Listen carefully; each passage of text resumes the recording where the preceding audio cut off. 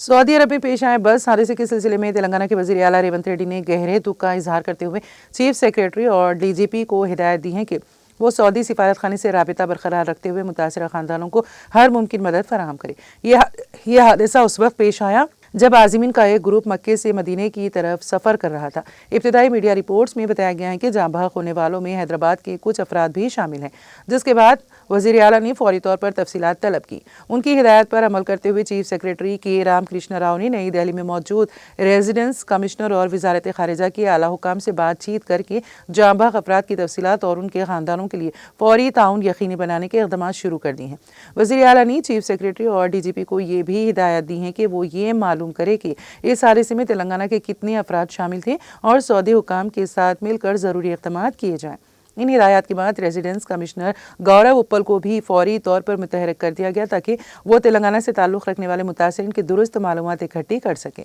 मुतासरा ख़ानदानों को सही मालूमात और ज़रूरी मदद फराहम करने के लिए तेलंगाना सेक्रेटेरिएट में एक खुसूसी कंट्रोल रूम कायम किया गया है।